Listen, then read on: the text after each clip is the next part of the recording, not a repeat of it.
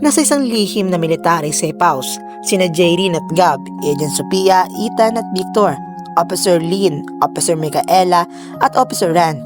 Nakapatong sa mesa ang key metal na ibinigay ni Phoenix bago siya mamatay. Tahimik ang buong silid, lahat ay nagluluksa sa pagkamatay ni Phoenix.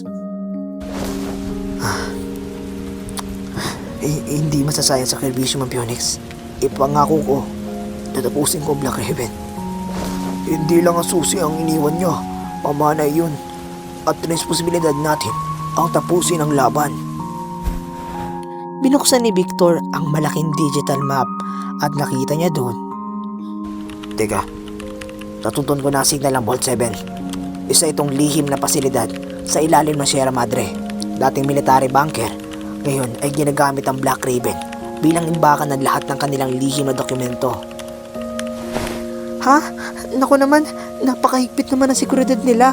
May facial recognition, may motion sensor, at saka may laser security, at mahigit 50 armadong bantay ang nasa kanila. Parang imposible naman yun. Ganito, hindi tayo pwedeng sumugod ng walang plano. Hahatiin natin ang grupo para makapaghanda tayo. Team Alpha, si Jaylin, Ethan at Gab. Mission, pasukin ang Vault 7. At si Team Bravo naman, kayong lahat 5. Si Sophia, Lynn at Micaela at Ren at Victor. Mission, patayin ang security system at magbigay ng backup. Kapag nabuksan natin ang Vault 7, malalaman natin ang lahat kung sino ang tunay na leader at kung sino ang pumatay sa pamilya ko. Biglang tumunog ang encrypt radio at nag-static ito. Officer Jerin! Kung pupunta kayo sa Vault 7, isa lang ang makakabalik ng buhay. Nahack nila ang frequency natin. Hindi. May taong nasa loob mismo na sistema. May traidor. Lumabas ang convoy ng armored SUV mula sa safe house. Habang tumutugtog ang matinding background music, makikita ang grupo habang papunta sila sa kabundukan kung saan matatagpuan ang Vault 7. Kapag ang katotohanan ay nakatago sa pinakamadilim na lugar, kailangan mo tong suungin ang impyerno upang ito'y makuha. Ngunit sa bawat hakbang ni Jaylin, mas lumalapit din ang isang pagtataksil na hindi niya inaasahan. Malakas ang ulan habang mabilis na umaandar ang 3 armored SUV sa makitid na kalsada ng Sierra Madre. Makapal ang hamog at halos walang ilaw maliban sa headlight ng mga sasakyan. Grabe naman, napakatahimik. Parang may mali. Hindi nga tahimik eh. Tahimik ang lugar na to dahil nag-aabang lang sila. Mas gusto nilang tayo ang unang gumalaw. Phoenix, sana tama ang direksyon na tinatahak namin. Hindi ko hahayaang masasayang ang sakripisyo mo. Sir, sigurado ba kayong nandito ang Vault 7? Parang wala namang base rito. Hindi nagkakamali ang signal ko. Eksaktong nasa ilalim natin ng pasilidad. Ibig sabihin, may nakatagong entrance doon. Naghiwalay-walay ang Team Alpha at ang Team Bravo gamit ang flashlight. Maingat nilang sinayasat ang paligid. Mag-ingat ang lahat baka may pressure mines. Clear. Ang kaliwa, walang movement. Sandali. Titing niyo to. Ano to? Logo ng Black Raven? Ito na ang hinahanap natin. Ipinasok ni Jaylin ang metal key sa maliit na butas ng bato at biglang umuga ang buong bundok at unti-unting bumukas ang pintong bakal na nakatago sa likod ng mga bato. Oh, grabe! Akala ko, pelikula lang may ganto. Dahang-dahang pumasok ang grupo at bumukas ang ilaw ng pasilidad. System online. Welcome to Vault 7. Napakalawak ng underground facility. May mga laboratorio, control rooms, armory, at daang-daang computer. Napakalaki. Mas malaki pa sa inaasahan natin. Lahat ng operasyon ng Black Raven mukhang dito kinokontrol.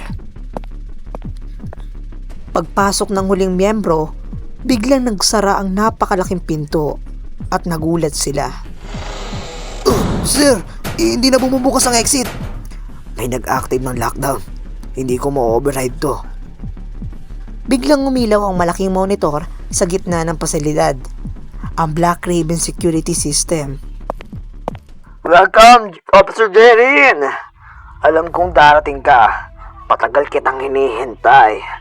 Ang Vault 7 ay hindi kulungan ng mga sekreto. Ito ay magiging libingan ninyo na. Biglang tumunog ang emergency alarm at nag-warning ito. Unti-unting bumukas ang 10 bakal na pinto at sa magkakabilang pasilidad, isa-isang lumabas ang mga armadong sundalo na nakasuot na itim na tactical armor at bulletproof mask.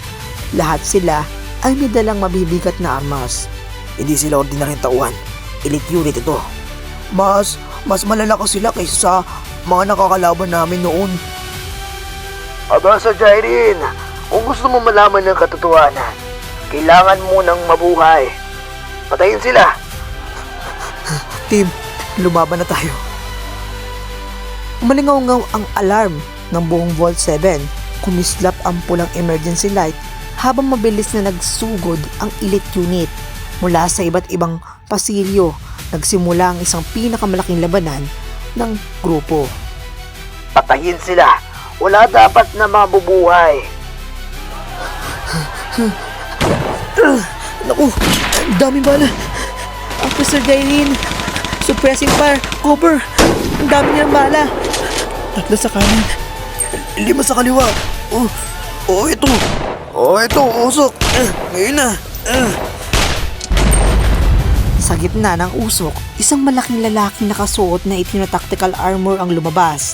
Halos 2 metro ang taas nito at may hawak na assault sniper. Officer Jerin, hanggang dito na lang ang mission mo. Hindi ako mamamatay kahit paputok niyo pa ako ng bala. Grabe. Ako, bulit-bulit ang abon niya. Ito sa'yo. Wala lang bala. Ito. Bomba. Naku, nagpapatok sila. Ako bahala sa likod. Tumakbo ka. Target acquired. Fire. Besan nyo. Ang dami nila. Ako ang sniper. Ako bahala sa sniper. Akala ko sniper ka lang. Marami ka pang hindi alam sa akin. Naku. Bigyan mo muna 5 minuto. Makakuha ang buong sistema. Wala tayong 5 minuto. May parating na naman. Naku, yung sakyan natin. Sasabog na. Victor, magpatuloy ka. Ako ang bahala. Nagkaroon ng matinding putukan sa control room. Bumalik ang eksena kina Jairin at biglang tinanggal ng elite commander ang kanyang helmet. Makikita ang mukha niya na puno ng peklat. Nakikilala mo ba ako? Ikaw ang nasa lumang larawan ng ama ko ha. Tama. Ako ang dating miyembro ng Guardian Unit. Pero pinili ko ang kapangyarihan. Hindi ang hustisya. Guardian Unit? Ang ama mo, tinangka akong pigilan. Kaya siya ang unang namatay. Ikaw ang pumatay sa ama ko? Hindi. Ako ang nagsimula. May mas mataas pa sa akin. At siya ang tunay na halimaw. Jairin, nabuksan ko na ang pangunahing database. Pero may problema. May countdown computer. Kung hindi nyo makukuha ang Vault 7, walang makakakuha nito. Magsasama-sama kayong mamamatay.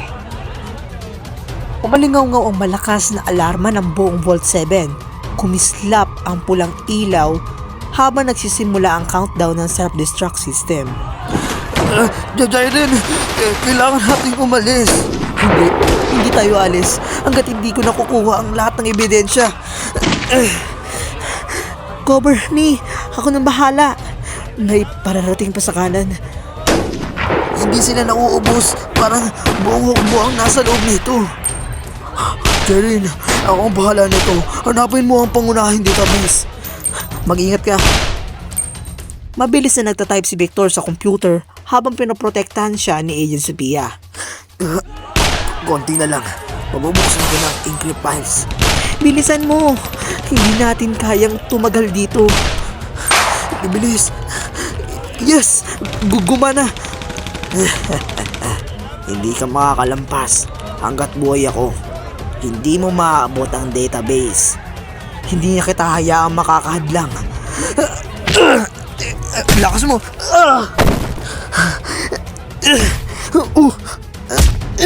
Kala mo natatama mo pa ako ng kutsilyo Nako! Jairin! Nako! Hayaan mo siya! Kaya niyang lumaban! Hindi maaari. Napakarami nila. May mga senador, mga general, mga negosyante, at Ano? Anong nakita mo? may pangalan na hindi ko inaasahan. Huwag! Salamat, Victor! Dahil sa'yo, nakuha ko na ang lahat ng files. Ikaw? Hindi maaari.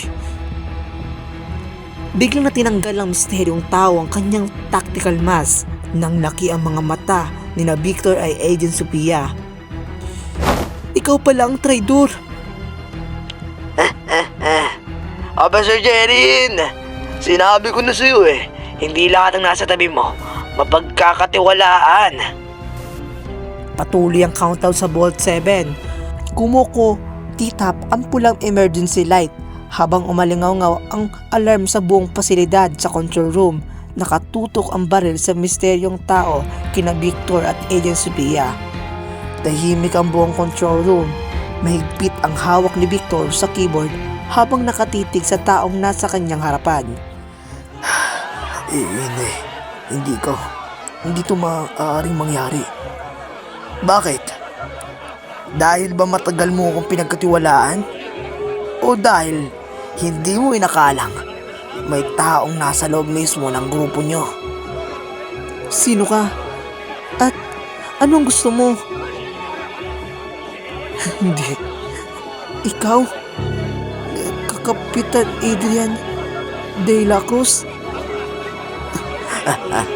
Matagal na ako nagtatrabaho para sa Black Raven.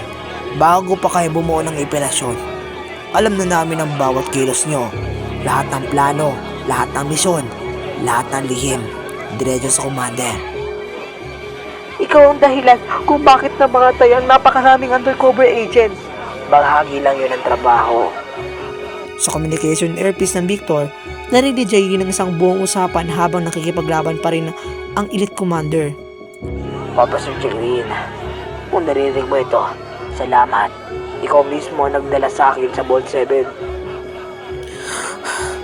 Ikaw ang traidor? Oo, at salamat sa iyo.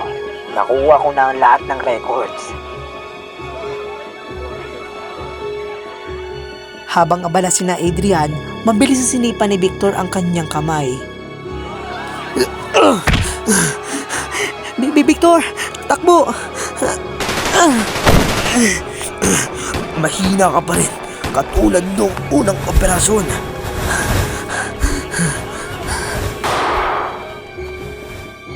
Napatras si Adrian, ngunit agad ding bumawi. Samantala, patuloy ang labanan ni Jaylin at Elite Commander. Jairin, ano? Kaya mo ba? Gab, ako na ang bahala. Tulungan mo si Jaylin. Nawawala ang konsentrasyon mo Jairin, ano nangyari sa'yo? Gab, ako na ang bahala rito. Tulungan mo si Jaylin. Sa control room, mabilis na tumakbo si Captain Adrian papunta sa emergency exit habang hawak ang hardline. Hindi mo na maabutan. Ano? Huwag. Nandun ang lahat ng ebidensya. Hindi pwede. Papa Sir Jerin, kung gusto mababawi ang hard drive, puntahan mo ang Tower Zero. Doon, matatapos ang lahat. 5 minuto na lang. Kailangan nating umalis dito. Captain Adrian, hindi ka makakatakas. Kahit saan ka magtago, hindi kita tatantanan. Jairin, Nakatakas si Adrian. Dala niya ang high drive. Hindi tayo pwedeng basta umalis. Nandun ang lahat ng ebidensya. Kapag hindi tayo umalis ngayon, lahat tayo mamamatay. hindi pa tapos ang laban. Anong ibig sabihin mo? Habang kinukuha ni Adrian ang hard drive, nakagawa ako ng backup. Lahat ng files nandito. Ano ba yan? Ay, Victor, henyo ka talaga. Akala ko, naloko nyo na tayo. Pero tayo pala ang nakahuli sa kanya. Biglang namatay ang ilaw. Madilim ang buong pasilidad. Teka, Bakit biglang nawala ang ilaw? Makalipas ang ilang segundo, bumukas ang emergency light sa dulo ng pasilyo. May isang nakatayong lalaki. Sino yan? Dahang-dahang lumakad ang lalaki papalapit. Nakasuot siya ng mahabang itim na coat at hawak ang dalawang pistola. akala nyo ba makakalis kayo ng ganun lang? Hindi na kita hayaang makatakas. Subukan mo. Jairin, sa kanan. Malakas ka pala. Bitawan mo yung baril mo.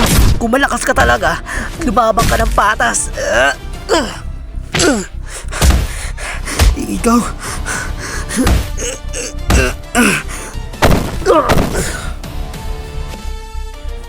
Dalawang minuto na lang. Kailangan nating umalis. Jairin, bibitawan mo na siya. Mabubuhay pa siya para sa susunod. Hindi na ako papayag na makakatakas siya. Gab! Granada oh! Tumayo kayo! Ethan!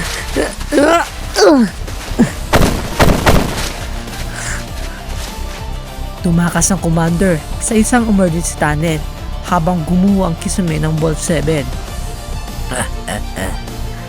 Hanggang sa muli, Officer Jairin. Makikita tayo sa Tower Zero. Nagtakbuhan ang grupo papunta sa emergency exit. Nagpatuloy ang pagbagsak ng mga bato. Malakas ang pagyanig sa buong Vault 7. Bumagsak ang kisame habang nagsisiliparan ang mga bakal at simento. Umalingaw-ngaw ang emergency alarm. Jairin, kailangan natin umalis. Mababaon tayo rito. Hindi ako halis. Hindi ko iiwan si Ethan. Mabilis na tumakbo si Jairin papunta sa gumuhong bahagi ng pasilyo. Sinubukan niyang buhatin ng malaking bakal na nakadagan kay Ethan. Ethan, narinig mo ba ako? Sagutin mo ako. Jairin, hindi mo kayang mag-isa. Sabay tayo. 1, 2, 3, buhat!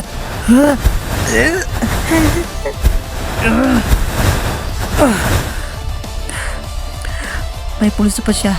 Buhay pa. Salamat. 30 segundo na lang. Kapag hindi tayo nakalis ngayon, sasama tayo sa pagsabog. May emergency tunnel sa likod. Doon tayo. Nilay ni Jairin at Gab si Ethan habang mabilis silang tumatakbo. Pagdating nila sa emergency tunnel, nasimula na magsara ang napakalaking steel door.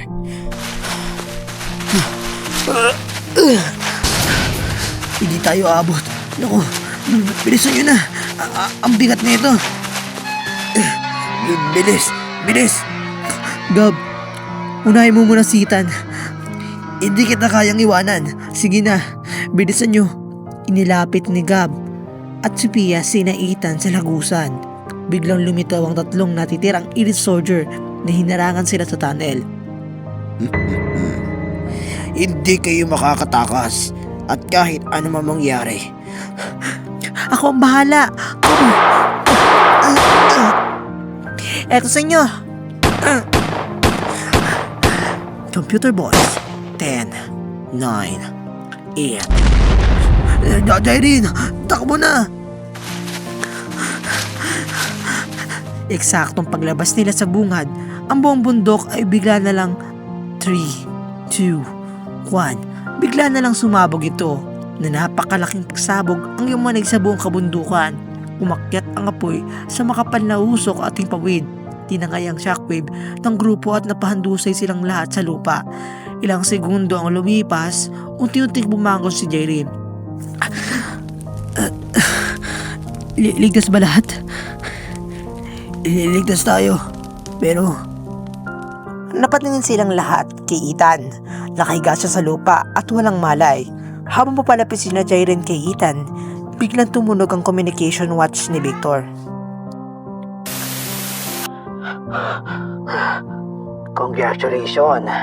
Nalapansin niyo ang Bot 7. Pero ang Tower 0 ay simula pa lang ng tunay na impyerno. At bago kayo makarating doon, may isang tao pa kayong kailangang iligtas. General Alejandro? Kung gusto mo siyang makitang buhay, puntahan mo akong mag-isa. Commander, darating ako at sa pagkakataong yun, tatapusin ko na ang lahat. Nakaupo ang buong grupo sa isang pansamantalang military camp sa paanan ng bundok. Sa malayo, makikita pa rin ang apoy at usok mula sa pagsabog ng Bolt 7. Dumating ang isang military at helicopter at agad na isinakay si Ethan sa loob.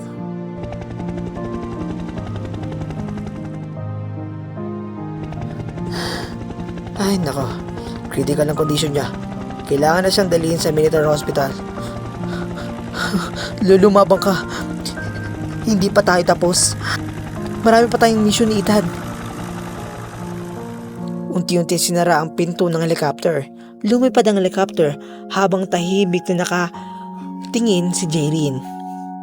Pagkaraan ng ilang minuto, nagtipon ang lahat sa command tent. Nagbukas ang digital map sa mesa. Nawasak natin ang Vault 7, pero hindi pa rin natin mahuli-huli ang commander. May nakuha tayong backup ng mga files pero kulang pa rin. Ang pinakamahalagang impormasyon ay nasa hard drive na ninakaw ni Captain Adrian. At ngayon, may hawak pa silang hostage si General Alejandro. Sandali, may encrypt signal. Hindi to galing sa Black Raven. Kung mapapanood nyo to, ibig sabihin, hindi pa ako nililigtas. Jairin, makinig ka mabuti. Huwag kang pupunta sa Tower 0 na mag-isa. Iyon mismo ang gusto nila. Bitag yun. Isang matandang lalaki na nakaitim na coat ang dahang-dahang pumasok na may sugat sa balikat at halatang pagod. Sino ka? Tahimik ang matanda. Dahan-dahan niyang inilabas ang isang lumang badge. Ako si Colonel Arturo Mendoza, isang natitirang membro ng mga Guardian Unit. Matagal na naming minamanmanan ng Black Raven at matagal ka na rin naming pinoprotektahan, Jairin. Ang ama mo, hindi lang basta polis. Siya ang unang pinuno ng Guardian Unit at ikaw ang susunod na tagapagbana nito. Ako? Hindi pa nga ako handa. Walang tao ang handa sa digmaan, pero ang tunay na leader natututong lumaban kahit natatakot. Ako, tumatawag. Hello? Sir Jairin, may 24 na oras ka. Kung gusto mo mabubuhay si General Alejandro, pumunta ka sa Tower 0 mag-isa. Kapag nagsama ka ng kahit isang tao, ipapadala ko sa iyo ang bangkay niya. Hindi ka pupunta na mag-isa. Bitag yun. Kung yun lang ang paraan para mailigtas si General Alejandro, pupunta ako. Kahit ako lang. Madaling araw, tahimik ang command camp habang karamihan ng mga sundalo ay nagpapahinga sa loob ng command tent. May isang nakaupo, si Jairin, at nakatitig sa mapa ng Tower 0. Umuulan sa labas, tanging tunog ng ulan at kulog ang maririnig. Kung mag-isa akong pupunta, may pagkakataon akong mailigtas si General Alejandro. Pero kapag bitag nga to, maaaring hindi na ako makabalik. Alam kong hindi ka pa makakatulog. Huwag mong sabihin, balak mo talagang sundin ang gusto ng commander. Kung buhay pa si General Alejandro, hindi ko siya pwedeng pabayaan. Isa-isang pumasok sina Agent Sophia at Victor and Officer Lin, Officer Micaela, Officer Ren, at Colonel Arturo. Narinig namin ang plano mo at hindi kami papayag kapag sumama kayo. Papatayin nila si General Alejandro. At kapag mag-isa kang pumunta, ikaw mismo naman ang papatay nila. Hindi tayo umabot hanggang dito para mawala ng leader. At tunay na leader, hindi lumalaban ng mag-isa. Lumalaban siya na kasama ang kanyang pinagkakatiwalaan. May bagong signal. Hindi ito galing sa Black Raven. Saan galing? May anonymous sender. Walang pangalan, pero may mukhang gusto siyang tulungan. Lumabas sa blueprint ang mga lihim na lagusan, security rooms, at kulungan kung saan nakakulong si General Alejandro. Kung totoo nga ang blueprint na ito, may pagkakataon tayong mailigtas siya. Habang pinag-aaral nila ang mapa, biglang nag-flash ang screen. Teka, hindi maaari. May nagtatransmit sa lokasyon natin. Ano? May tracker at hindi ito galing sa kagamitan natin. Ibig sabihin, may isa sana namang traitor. Bago pa sila makapagsalita, biglang narinig ang napakalakas na pagsabog sa labas ng kampo. Inaatake tayo. Mobilisan niyo. Officer Jaylin, ito na ang huling babala. Ibigay mo ang USB backup mo o mauubos ang lahat ng kasama mo. Jairin, yung sniper! Hindi. Nagmistulang battlefield ang military camp. Nasunog ang mga sakyan habang nagliliparan ang mga bala at ang makakapal na usok at walang tigil na putukan. Gab!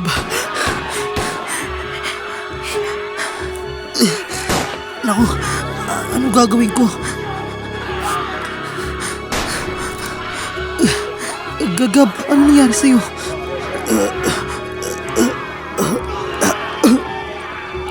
Mukhang mamamatay na ako. Hindi ko na kaya. Wala na. Ayos lang ako. Hindi pwedeng ikaw ang tamaan. Ikaw ang pag-asa ng lahat. Bakit ginawa mo yun? Bakit? Dahil magkaibigan tayo. Hanggang dulo. Commander, lumabas ka! Unting-unting lumabas ang commander mula sa makapal na usok. Nakasuot pa rin siya ng itim na maskara at mahahabang coat. Sa likuran niya ay may mahigit na 40 armadong tauhan ng Black Raven. Masakit mawala ng pamilya sa buhay, no? Hindi ba, Officer Jaylin? Ngayon, nararamdaman mo na ang naramdaman ng mga gulang mo. Tumigil ka! Wala ka ng karapatan para banggitin ang pamilya ko. May alok ako. Isang laban, ikaw at ako lang. Kapag natalo mo ko, papakawalan ko si General Alejandro at aalis ang lahat ng tauhan ko. Pero kapag natalo ka, ibigay mo sa akin ang backup ng USB at susuko kayong lahat. Jairin, wag, bitag ito. Hindi marunong tumupad ang usapan ng Black Raven eh. Natatakot ka ba? Hindi ako natatakot. Tatanggapin ko ang hamon mo. Umatras ang dalawang grupo at bumuo ng malaking bilog. Bumuhos ang malakas na ulan. Parehong ibinabani na Jairin at Commander ang kanilang baril. Walang armas. Hanggang isa na lang ang nakatayo. Simulan natin. Magaling ka talaga.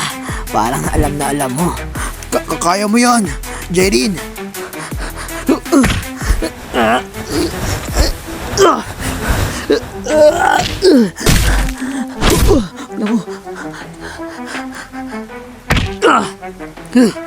Magaling ka talaga. Parang alam na alam mo. Di porket matanda na ako. Akala mo, may nanalo ka? Ito sa'yo.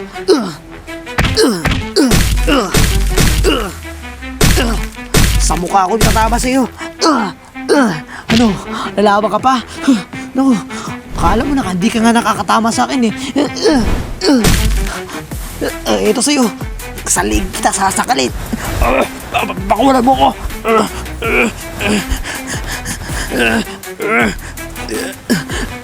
Aray ko!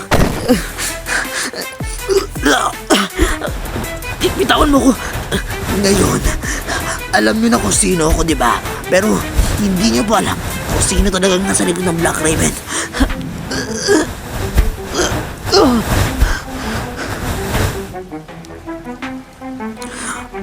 Commander, nandito na kami.